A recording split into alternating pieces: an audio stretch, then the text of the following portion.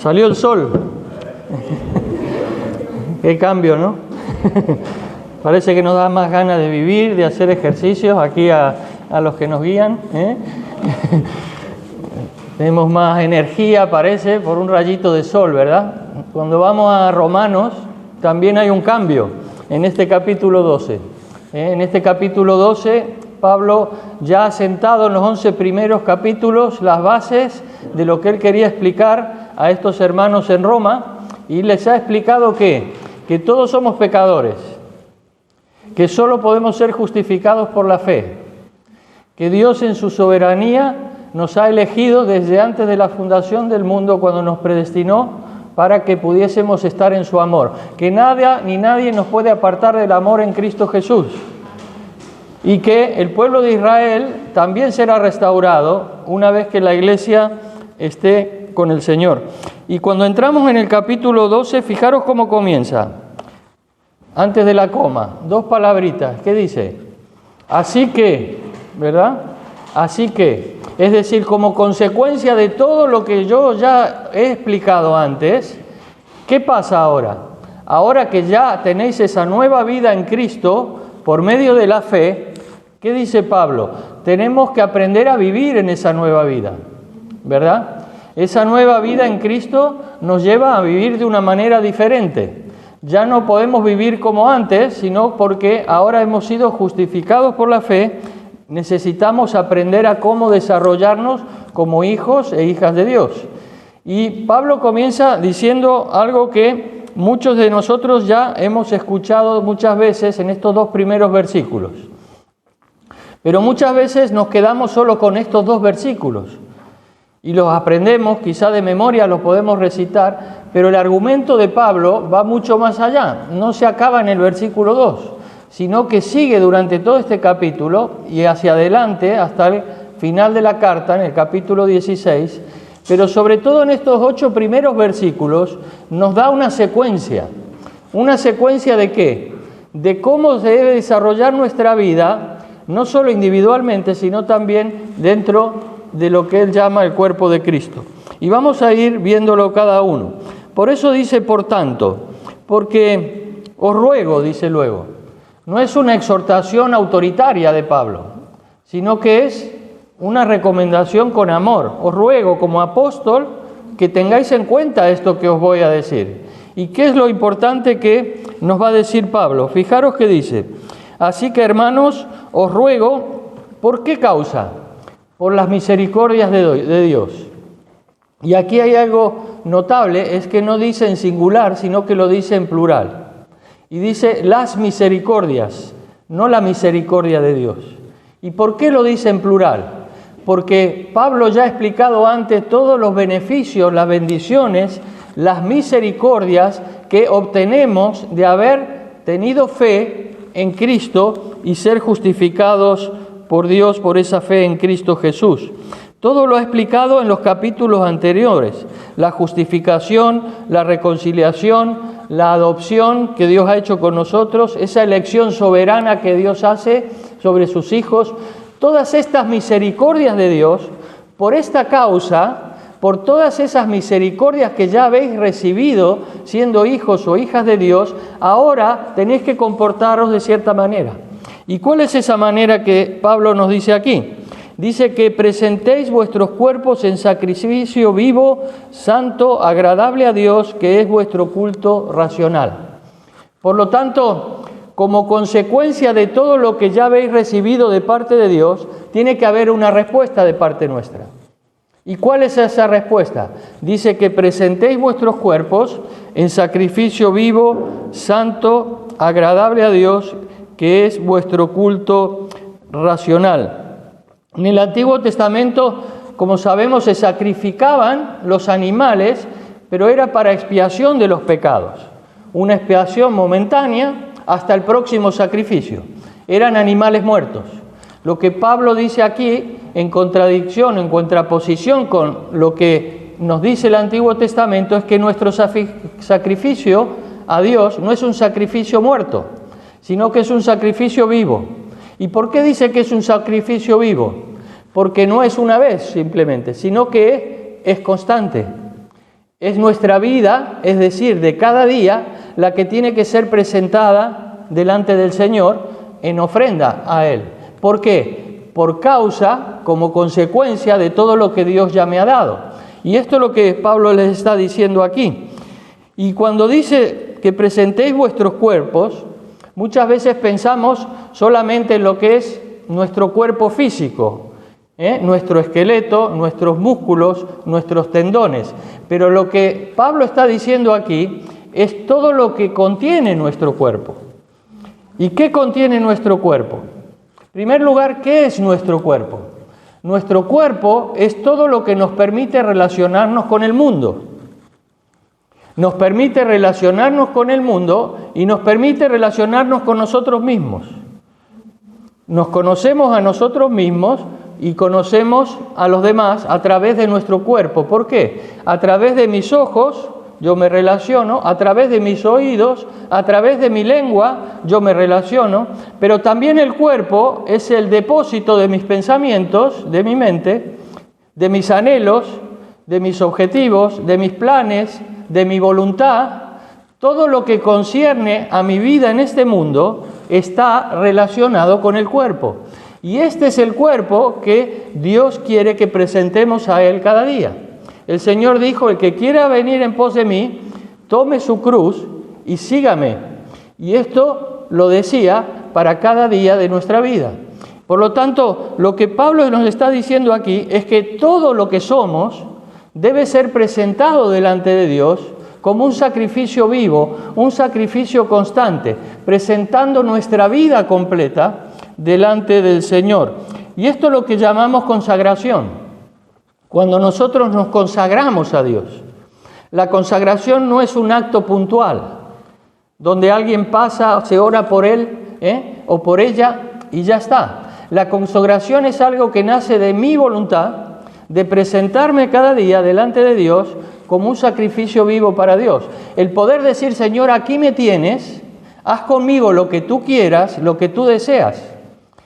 Y es una frase difícil de pronunciar si somos sinceros.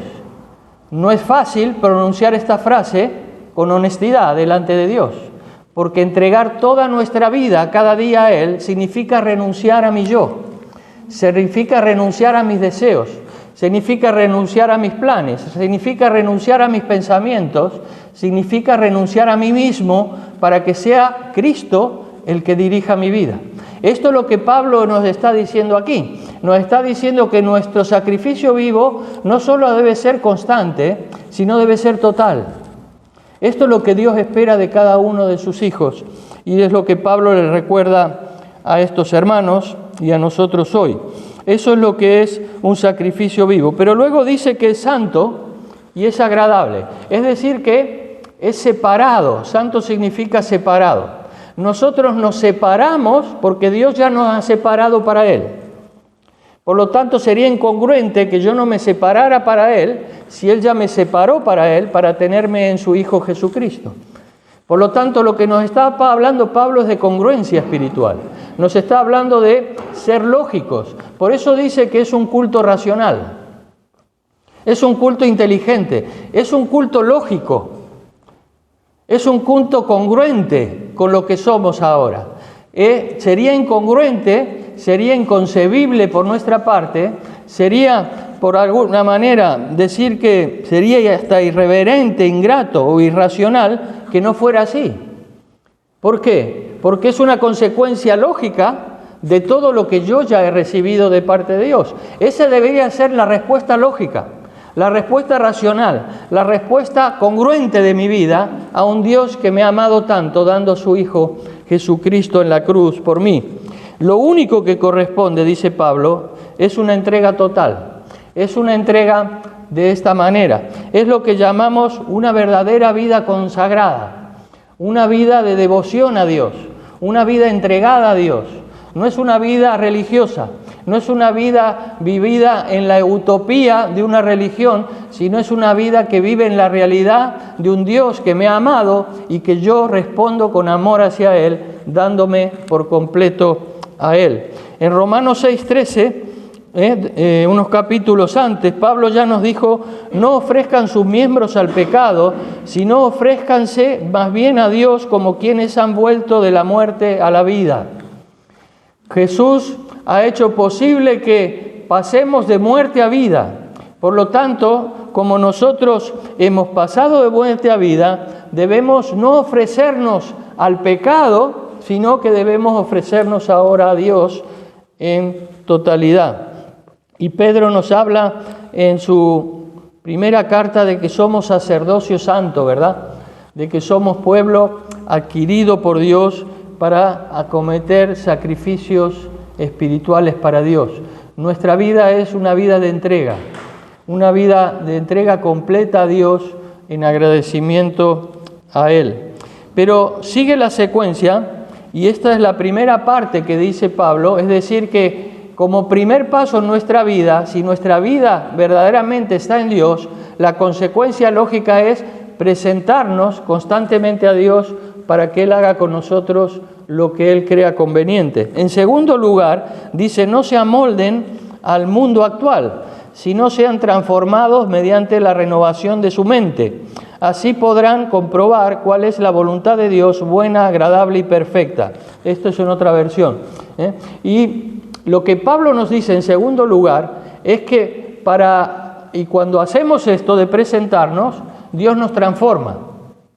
¿Por qué? Porque necesitamos ser transformados para agradar a Dios.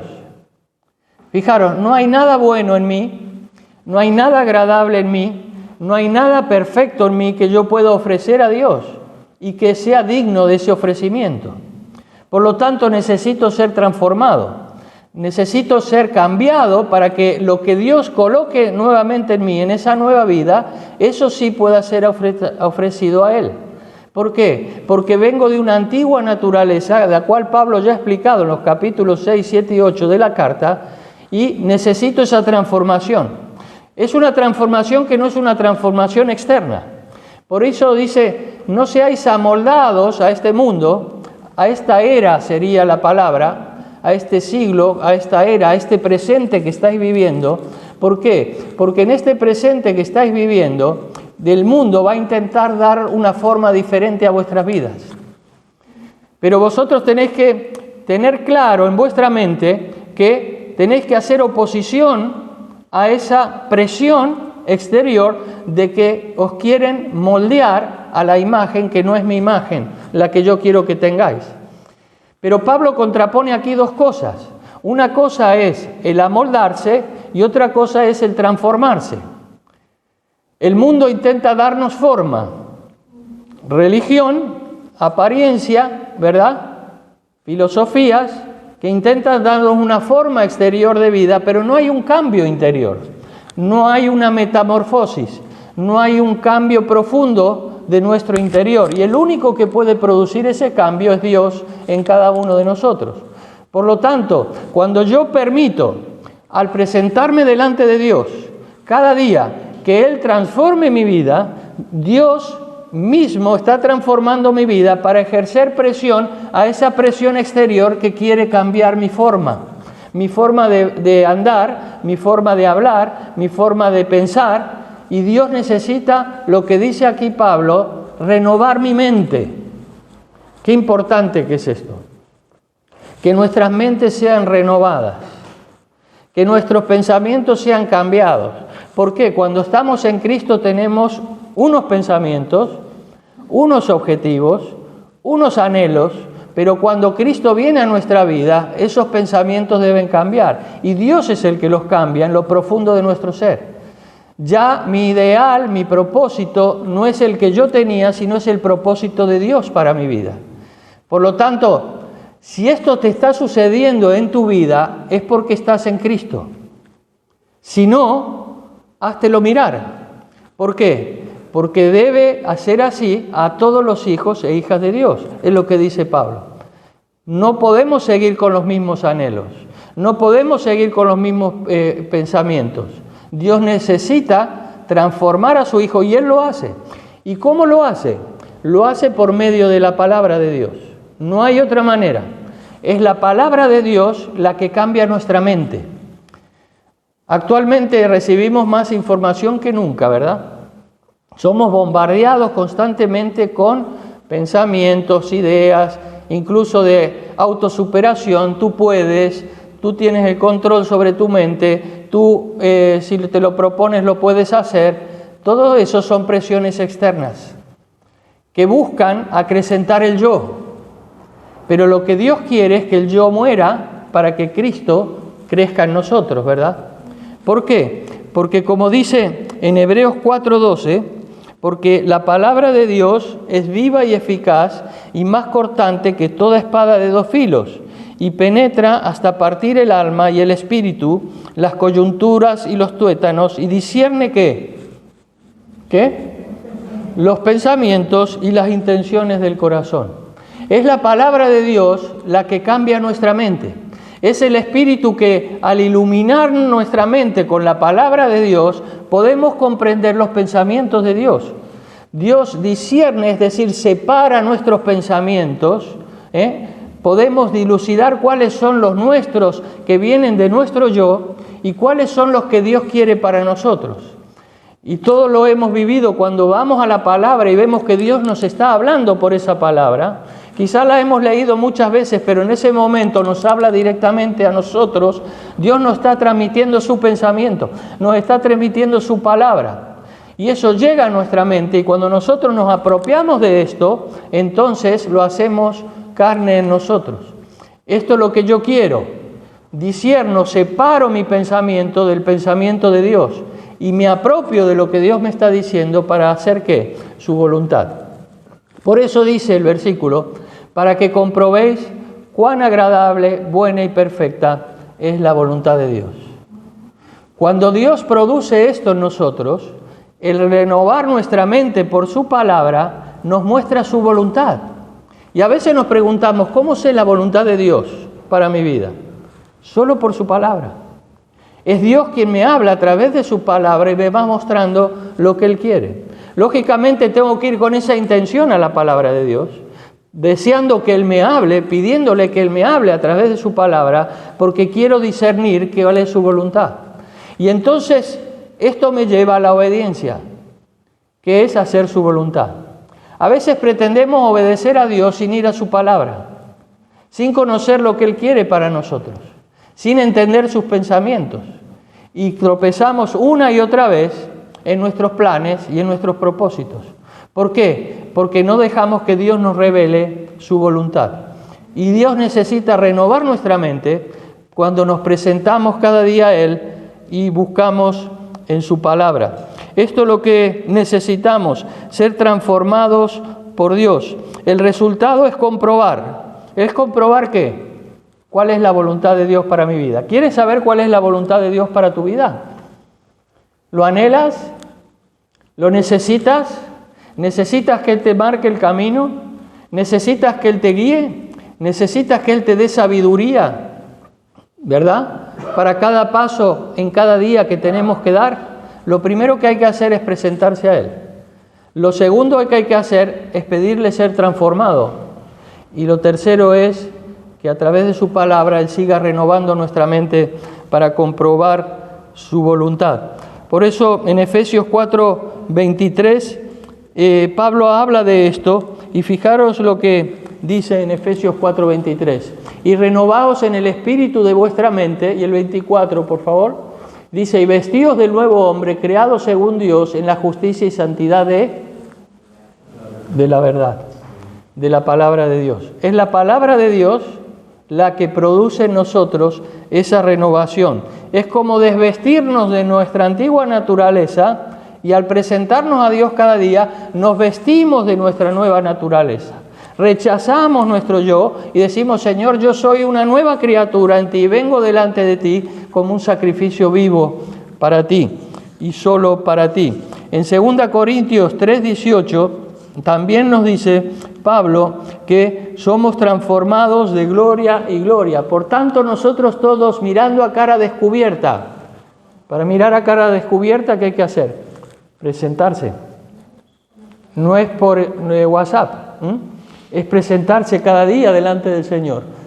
Mirando a cara descubierta como en un espejo la gloria del Señor, Somos transformados de gloria en gloria en la misma imagen como por el Espíritu del Señor. Esa es la obra que Dios hace por su Espíritu Santo en nosotros. Cuando vamos delante de Él y queremos buscar su rostro, ¿verdad? Su presencia en oración y a través de su palabra. Por lo tanto, el mundo nos moldea a una imagen superficial, o quiere hacerlo. Pero es Dios el que desde dentro nuestro, en lo más profundo, en algo permanente, porque cuando dice esta era, este siglo, está diciendo que es algo presente, pero es pasajero. Es una moda. Y las modas humanas vemos que en cada era son diferentes y quieren moldear a la humanidad, todas con el mismo objetivo, pero de diferente manera, que es apartar al hombre de Dios y hacer crecer el yo en cada una de esas épocas. Pero Dios nos ofrece una transformación permanente. Y esa transformación permanente solo está en Cristo Jesús, cuando abrazamos por la fe a Cristo. En Romanos 8:29 también nos recordó Pablo, ya lo vimos anteriormente, porque a los que antes conoció, dice Romanos 8:29, porque a los que antes conoció también los predestinó para que fuesen hechos conforme a ¿qué? A la imagen de ¿quién? De su Hijo, para que Él sea el primogénito ¿entre quién? Entre muchos hermanos. El propósito de Dios es que tú seas un pequeño Cristo. Y no debemos olvidar esto. Ese es el propósito de Dios. Que tengamos la mente de Cristo, que hablemos como Cristo, que pensemos como Cristo. Y ese es el propósito de Dios, formar a Cristo en ti y en mí. ¿Por qué? Porque solo en Cristo Dios nos acepta. Fuera de Cristo no somos nada. Y Cristo es el que ha venido a reinar por su Espíritu en cada una de nuestras vidas. Y el trabajo del Espíritu Santo es producir esa transformación que el Padre desea y que el Hijo ha hecho posible en la cruz del Calvario. Por lo tanto, no olvidemos que ese es el propósito de Dios, que debe de estar alineado con nuestro propósito. Para vivir bien, tengo que pensar bien. Y la pregunta sería, ¿tengo hoy una mente transformada? ¿Está siendo transformada mi mente, mi entendimiento para comprender cuál es la voluntad de Dios? ¿O sigo dando tumbos según mi voluntad? ¿O sigo intentándolo con mis planes, mis propósitos? Eso no quiere decir que yo no tenga planes, ¿eh? No estoy diciendo esto. Quiere decir que debo sujetar mis planes a los planes de Dios y que Él los confirme en mi vida. Que se alineen con la voluntad de Dios y puedan estar en armonía con Él. ¿Es mi motivación tener esa transformación, esa mente nueva? Hay momentos en la vida del cristiano en que tenemos que volver a dedicar nuestra vida a Dios y quizás sea este un momento para ti, en que esta palabra te hace pensar en que necesito una renovación, necesito volver a presentarme delante de Dios, porque últimamente he estado pero no he estado. He ido pero he venido. No estoy concentrado en lo que Dios ha hecho en mí y como consecuencia no me estoy presentando a Él al 100%. Y hoy es el momento de dar respuesta a Dios. Cada uno sabemos cómo está nuestra vida y debemos responder ante Dios. Pero en tercer lugar, porque esto no acaba aquí esta secuencia, dice el versículo 3, digo pues, por la gracia que se me ha dado a todos los que están entre ustedes, nadie tenga un concepto de sí más alto que el que debe tener, sino más bien piense de sí mismo con moderación, según la medida de fe que Dios le haya repartido. Pablo comienza este versículo pasando ¿de qué? De lo individual a lo colectivo. Fijaros que los dos primeros versículos han hablado de nosotros mismos, cómo debemos presentarnos para que Dios trabaje en nosotros. Pero ahora dice, ojo, el Hijo de Dios no desarrolla su vida solo, sino que lo hace en comunidad. Y Dios quiere que seamos transformados para poder servirle a Él en unidad. No hay servicio a Dios que no se produzca dentro del cuerpo que es su iglesia, que sea agradable a Dios. Y cuando digo esto, no es que tiene que ser en el templo, sino en conexión con el pueblo de Dios. El cristiano no funciona como un ente aislado, funciona en medio y relacionado con el cuerpo de Dios. Y dice en primer lugar Pablo que por la gracia que se me ha dado, os puedo decir esto. Y aquí vemos la humildad del apóstol.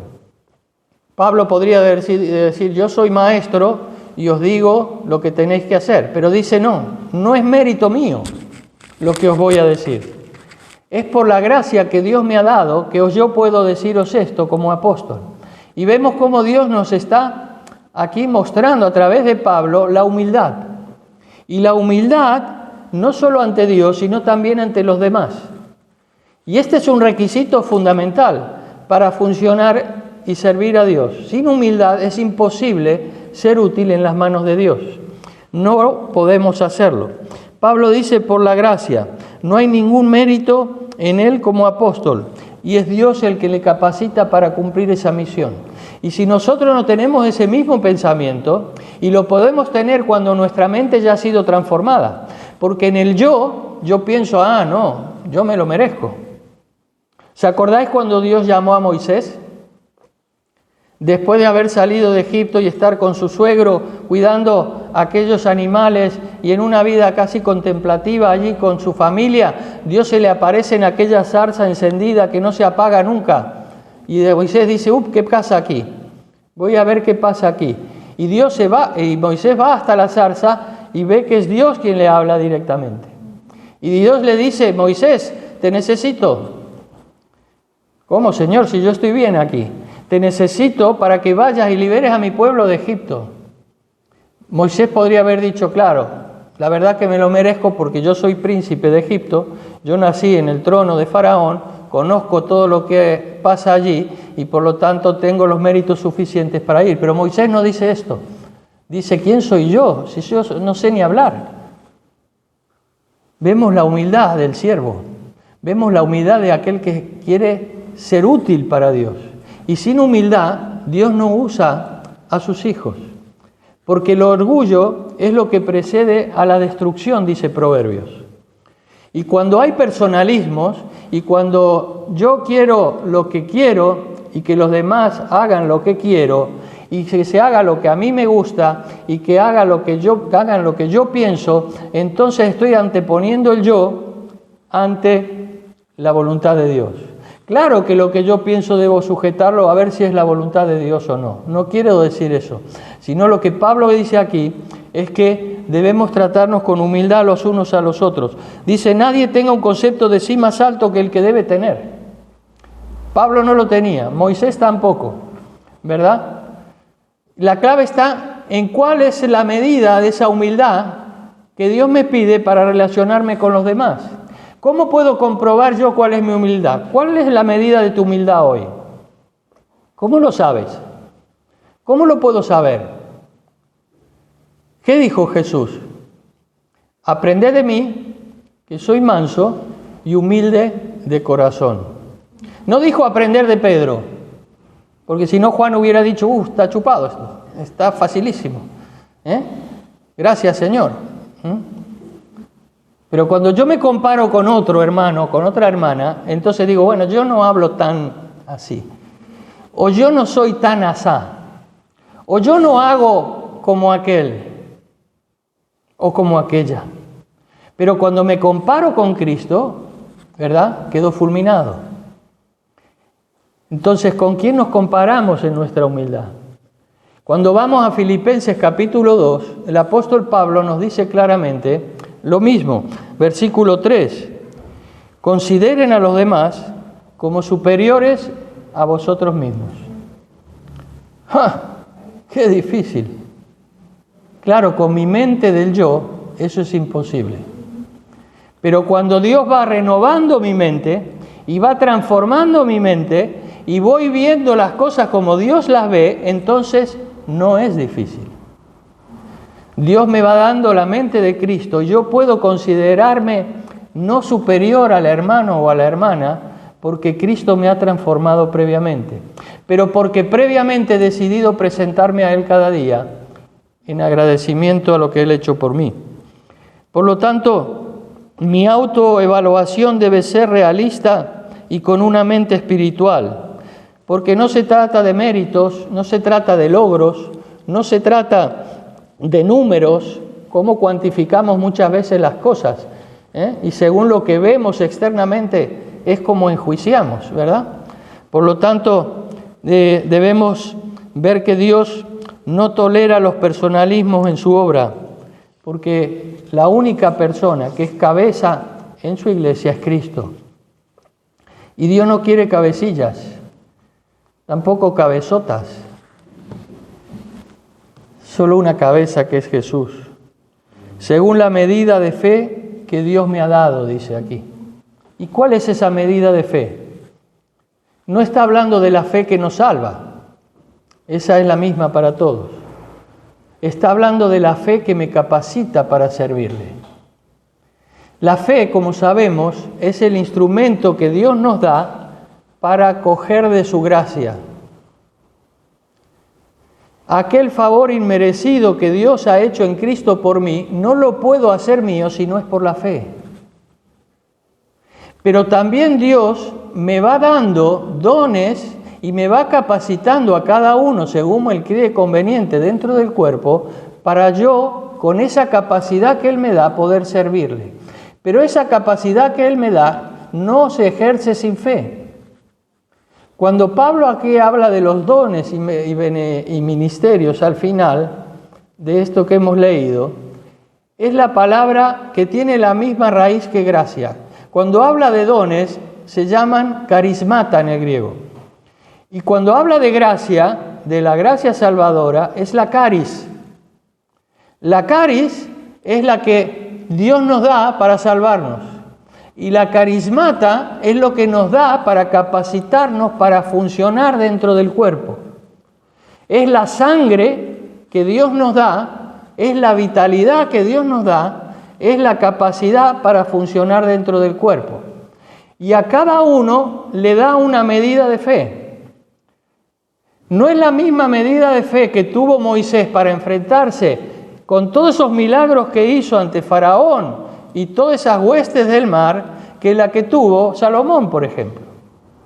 Y quizás mi medida de fe no es la misma que la de mi hermano dentro del cuerpo, porque no he tenido una maduración como la de él espiritualmente en el tiempo. Por lo tanto, debo tener cuidado cómo valoro a mi hermano, porque quizás él no ha llegado a la medida de fe que yo tengo, o yo no he llegado a la medida de fe que él tiene. Y según la medida que Dios da, porque no es mía, es Dios quien la da, por esa fe, entonces puedo funcionar dentro del cuerpo, que es la iglesia. Por lo tanto, que debemos mirar si somos o no muy duros o muy blandos al pensar acerca del hermano, antes de enjuiciar o emitir un juicio o un pensamiento, ¿verdad? Y esto está relacionado con la humildad. Pero vemos aquí que en esa secuencia que Dios nos está mostrando en estos versículos, si comenzamos con una presentación, con una renovación por su palabra para ser transformados, para tener una mente diferente de cómo pensar, no solo de nosotros mismos, sino también de los demás, y según la medida de fe que Dios nos da, vamos a funcionar dentro del cuerpo. Y esa capacidad que Dios nos da no es la misma para un hermano que para otro, porque no todos tenemos los mismos dones para servir dentro del cuerpo. Y aunque el cuerpo dice en el versículo que sigue, el 4 y el 5, porque de la manera que en un cuerpo tenemos muchos miembros, pero no todos los miembros tienen la misma función. Está hablando de miembros diferentes con funciones diferentes. Así nosotros, siendo muchos, somos un cuerpo en Cristo y todos miembros los unos de los otros. Cuando Pablo está hablando aquí, está hablando de que no funcionamos individualmente, ¿verdad? Y por eso pone la metáfora del cuerpo, que la usa también en la carta a los Corintios. ¿Y qué nos quiere decir aquí? 3 conceptos fundamentales. Fijaros en 1 Corintios 12, 21, ¿qué dice? Ni el ojo puede decir a la mano, no te necesito, ni tampoco la cabeza a los pies, no tengo necesidad de vosotros. Después leéis de casa el capítulo 12 de Corintios y lo vais a ver mejor. Pablo en esta parte de Corintios explica mejor lo que está diciendo aquí en Romanos. Lo que Pablo está diciendo aquí, claro, tenemos que pensar Pablo en qué momento estaba. ¿Qué momento estaba Pablo? Se cree fehacientemente que Pablo escribe esta carta ¿desde dónde? Desde Corinto, en su tercer viaje misionero, como podemos ver en Hechos capítulo 20. Y allí Pablo, que escribe esta carta a Roma, quizás tenga en su mente decir, mira, no quiero que vosotros paséis, iglesia en Roma, lo mismo que pasan los corintios aquí, que me he tenido que corregir muchísimas cosas. ¿Y qué cosas había en Corintio, en esa iglesia, que Pablo quiere advertirles ahora a los romanos? Afloraban los personalismos. Si leemos la carta, dicen algunos, yo soy de Pablo, yo soy de Apolo. Y se creaban grupos dentro de la iglesia, por lo personal. Pero tampoco había verdadera consagración o devoción a Dios, había promiscuidad. Venían con unos hábitos pecaminosos y seguían dentro de la iglesia, incluso el incesto en algún caso. Tremendo para esa época. Eran carnales, eran inmaduros, eran niños espirituales, porque no obedecían ¿a qué? A la palabra de Dios. Y Pablo les recrimina y dice, sois niños, estáis comiendo leche, bebiendo leche cuando tendríais que estar comiendo carne. ¿Por qué? Porque no habéis sido transformados, aunque sois hijos de Dios, todavía, según Dios. Y se creían superiores unos a otros, anteponían el servicio a la unidad de la iglesia, y era un mero activismo, pero no era una actividad contenida del Espíritu de Dios. ¿Por qué? Porque la unidad no es un organigrama dentro de la iglesia. La unidad no son actividades, no son reuniones. La unidad ya la ha logrado Cristo en la cruz. Pablo dice en Efesios 4, tenemos un Padre, un Hijo y un Espíritu. Somos todos uno en Cristo Jesús. Pero nosotros como hijos, como miembros, tenemos que hacer visible esa unidad. ¿Y cómo la hacemos visible? Funcionando. ¿Cómo se muestra que un cuerpo está vivo? Cuando funciona. Y cuando funciona bien en todos sus órganos, ¿verdad? Y el hígado necesita unas capacidades, el corazón necesita otras capacidades, mi dedo meñique necesita otras capacidades, ¿verdad? Para funcionar. Son diferentes capacidades, pero todos funcionan al unísono, en unidad. Y nadie puede decir al otro que no le necesita. Ni el pie querer ser cabeza o la cabeza querer ser pie. Y esto es lo que Pablo nos está diciendo aquí. Para llegar a la unidad necesitamos todo lo anterior, toda la secuencia anterior. Pero en esa unidad existe diversidad. ¿Diversidad de qué? Diversidad de miembros y diversidad de funciones, diversidad de dones. Por lo tanto, debemos tener en cuenta esto. A veces queremos uniformidad, que todos sean iguales a mí. Y el hígado no pretende que el ojo sea igual que él, sino que reconoce que necesita al ojo tal como es. Por lo tanto, debemos considerar que el gran valor de la iglesia, del cuerpo, es la unidad, pero no en la uniformidad, sino en la diversidad. Precisamente por eso Jesús 3 veces antes de ir a la cruz ora al Padre y le dice, Padre, que sean uno, ¿para qué? ¿Para qué? Para que el mundo crea. ¿Por qué cree el mundo en Cristo? Por la unidad de la iglesia. Porque dice, ¿cómo es posible que personas tan diferentes, con diferentes funciones, con diferentes razones, con diferentes procedencias, con diferentes razas, con diferentes edades, con tanta diversidad, se amen tanto y sean uno en Cristo? Eso es lo que atrae al mundo. Precisamente la unidad en la diversidad. Cuando Dios nos ha hecho a cada uno individualmente para funcionar de una manera diferente dentro del cuerpo, cuando el mundo ve esto, dice, aquí hay algo diferente. Esto no es una organización, aquí hay vida, aquí hay algo, aquí hay amor.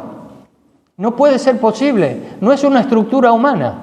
Y esto es lo que Dios pretende de nosotros.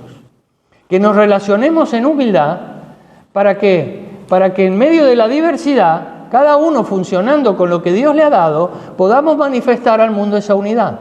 Pero otro concepto que marca aquí Pablo es la interdependencia. Y muchas veces, aún dentro del cuerpo, aún reconociendo la diversidad, nos queremos independientes. Y esto no es así. Mi ojo depende del resto del cuerpo para funcionar. Todo miembro del cuerpo necesita de los otros miembros. Y esto es algo que debemos grabar también. No funcionamos de una manera independiente como cuerpo de Cristo, sino en la interdependencia que Dios ha creado por su Espíritu Santo los unos con los otros. No somos llamados a la uniformidad, sino a la unidad en medio de la diversidad y también en la interdependencia. Hemos visto la secuencia, ¿verdad? ¿La tenemos clara? Hemos visto cómo Dios obra una vez que somos salvos y qué nos pide a cada uno de nosotros para funcionar dentro del cuerpo. ¿Y esto qué produce? Lo que dice Pablo en los versículos 6 y 8. De manera que, fijaros, como consecuencia de todo esto, teniendo diferentes dones, según las gracias que nos es dada, esa capacidad que Dios nos da, si el de profecía, conforme a la medida de fe, si el de servicio en servir, el que enseña en la enseñanza, el que exhorta en la exhortación, el que reparte con liberalidad, el que preside con solicitud y el que hace misericordia, con alegría. Esta es una lista, y no es una lista exhaustiva, no es una lista cerrada. Pablo da aquí unos ejemplos de servicio a Dios, que son producidos por vidas que se presentan a Dios cada día en sacrificio vivo. Pablo da 2 listas más en las cartas a los Corintios y una más en Efesios capítulo 4. Y muchos creen, yo creo en esto, en que esto no son listas cerradas. El Espíritu Santo no tiene límites y Él puede capacitar como Él quiere y cuando Él quiere a sus hijos. Por lo tanto, debemos ser conscientes de varias cosas. En primer lugar, que la vida cristiana es una respuesta a las misericordias de Dios. En segundo lugar, que la consagración verdadera es entregarle cada día todo nuestro ser a Dios como un sacrificio vivo. Que la transformación comienza con la renovación de nuestra mente. Y esto lo hace Dios a través de su palabra. Y cuando la iglesia funciona como un cuerpo unido, cuando cada miembro sirve en unidad, con humildad, con el don que Dios le ha dado por gracia, la iglesia crece y el mundo cree en su Hijo Jesucristo. La pregunta es, ¿qué haremos con todo esto? ¿Qué haré yo? Os confieso que el Señor me ha hablado claramente a mi corazón estos días cuando estudiaba esta palabra. Y me he dado cuenta que no me estoy consagrando al Señor lo suficiente. Y cada uno debemos pensar en si lo estamos haciendo o no. Si queremos cumplir el propósito de Dios como cuerpo de Cristo. Si queremos que el mundo crea. El Señor nos llama hoy a tener una respuesta, ¿verdad? Con humildad, recibir su palabra y cada uno en nuestros corazones poder responder a ella, y me pongo en primer lugar. Os invito a poneros en pie en esta mañana y vamos a orar para dar gracias al Señor por su palabra.